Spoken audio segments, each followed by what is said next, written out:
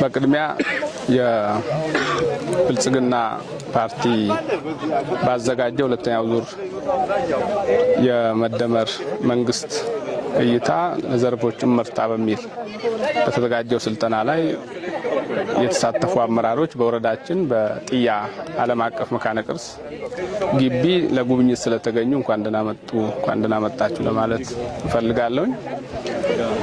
የመደመር መንግስት እይታ ለዘርፎች ያለው መርታ በተለይም በቱሪዝም ዘርፉ በቱሪዝም ኢንዱስትሪው ስንመለከት ከንድፈ ሐሳብ ስልጠናችን ጋር በማስተሳሰር የዛሬው የጥያ ዓለም አቀፍ መካነ ቅርስ የቱሪዝም መዳረሻ ስፍራ ስንመለከት በወረዳችን ይህ ቅርስ በዓለም አቀፍ ቅርስነት ከተመዘገበ በኋላ በጣም በርካታ ቱሪስቶች እየጎበኙት የሚገኝ ቅርስ ነው። ከዚህ አንፃር ከቅርሱ መገኛ ስፍራ አኳያ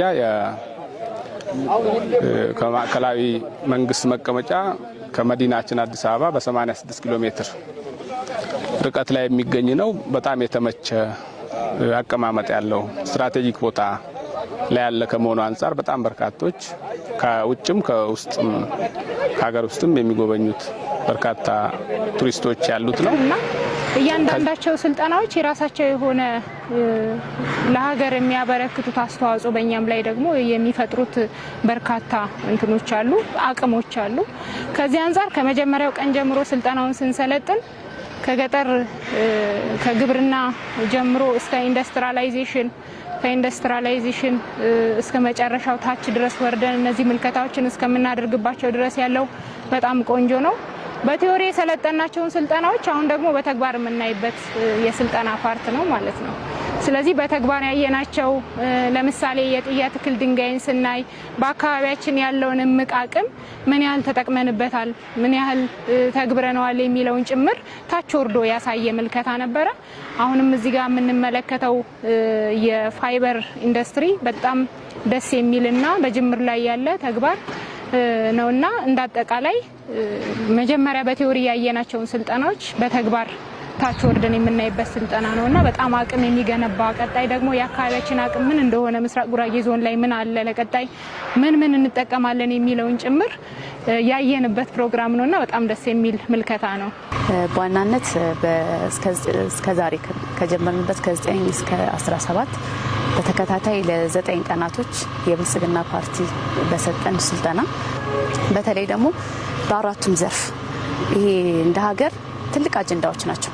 በተለይ የግብርናው ትራንስፎርሜሽን ከኢንዱስትሪው የገጠር ግብር ትራንስፎርሜሽን ከዛ መዋቅራዊ ሽግግር ከዛ ኢንዱስትሪው ዘርፍ ላይ ከተማ ዘርፍ ላይ ሲቀጥል ደግሞ ቱሪዝም ዘርፍ ላይ እነዚህ አጀንዳዎች ባይዘው እንደ ሀገር በጣም አስፈላጊ አጀንዳዎች ናቸውና አሁን ካለንበት ነባራዊ ሁኔታ ከመጣንበት ነባራዊ ሁኔታ አንፃር ከአጀንዳዎቹ አንፃር በጣም የተመረጠበት ማግባብ እጅግ በጣም አስፈላጊ ነው። የመጨረሻው ከስልጣናችን መጨረሻ መስክ ምልከታ አድርገናልና እኔ ስልጣናችን በተግባር አይተናል የሚል ነገር አለኝ።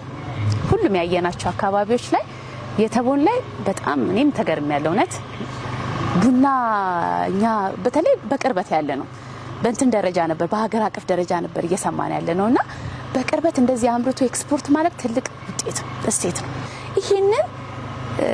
ይሄንን ምርት ወደኛ ማምጣት ማስፋት አለብን የሚል ነገር ይዣለሁና ሌሎችም አካባቢዎች ላይ ያዩዋቸው ጉብኝቶች ከስልጣናቸው ጋር በጣም ይተሳሰራል። በጣም በሁሉም ዘርፍ ግብርናው ዘርፍ ላይ ግብርና ላይ አይተናል። በግብርናው ዘርፍ የቡና ምርት አይተናል። በኢንዱስትሪው ዘርፍም አይተናል። የተለያዩ የኢንዱስትሪ ውጤቶችን አይተናል። ታጀራ ላይ የኢንዱስትሪ ውጤቶችን አይተናል። የደስታ ጋርመንት አይተናል። ቡኢ ከተማ ላይ አይተናል። የኢንዱስትሪ ትልቅ ገቢ ሊሆን የሚችል አይተናል። እውነት እንደዛ ነገር እውነት ያሁን እንደ ዞናችን እንትን እድለኞች ነንም ብለን አልፈናል። በቱሪዝሙም ስናይ የጥያ ተክል ድንጋይ እንዳልከው እስካሁን እኔ ሊቆጨን ይገባል። አሁን የታየበት እይታ ግን በጣም ምርጥ ነው፣ ትክክል ነው የሚል ነገር አለ። አሁን ይህን ማስፋት ያስፈልጋል። የተሰጠው ስልጠና በአጠቃላይ አመራሩ ለቀጣይ የስራ ዝግጅት በሚገባ እውቀት ጨብጦ የሚሄድበት ግንዛቤ የፈጠረ ነው ማለት ይቻላል። በዚህ ስልጠና ላይ በተለይም በግብርናው ዘርፍ ላይ በርካታ ተጨማሪ ዕውቀቶች የተገኙበት በተለይ በገጠር ልማት በግብርና ትራንስፎርሜሽን ላይ በጣም ትልቅ የሆነ ግንዛቤ የተፈጠረበት ነው። በዚህ ላይ ከዚህ በፊትም ዞናችን በተለይም በግብርናው ዘርፍ ላይ አዳዲስ የሆኑ ቴክኖሎጂዎች የተጀመሩበት ሁኔታ አለ። እንዲሁም በሁሉም አካባቢዎች የተገኙት ተሞክሮዎች የማስፋት ስራ እንዲሰራ ትልቅ ግንዛቤ የተፈጠረበት ቀጥሎም ግብርናውን ወደ ኢንዱስትሪ ለማስፋፋት የሚደረግባቸው የክህሎት መስመሮች ስልጠናውን በደንብ ሰልጣኙን ያዘጋጀበት ሁኔታ ነው። ለዚሁም በየአካባቢው ፏፏቴዎች አሉ። ዘቢዳር ተራራ በራሱ አንድ ትልቅ መስህብ ነው። ቢለማ በቡና በተለያየ በቀርከሃ ልማት ቢለማ ብዙ ኢንቨስትመንት ማስተናገድ የሚችል ነው ዘቢዳር ተራራ በራሱ ማለት ነው።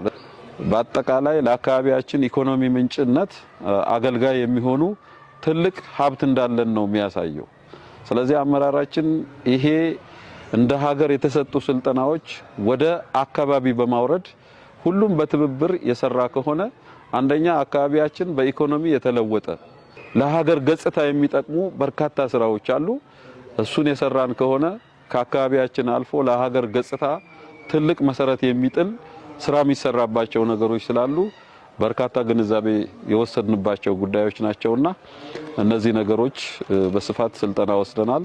ቁጭትን ፈጥሮብን ወደ ቀጣይ ወደ ስራ የሚያስገባን ስንቅ ሰንቀን የምንወጣበት ስርዓት የተፈጠረ እንደሆነ ነው በግል የተረዳሁት።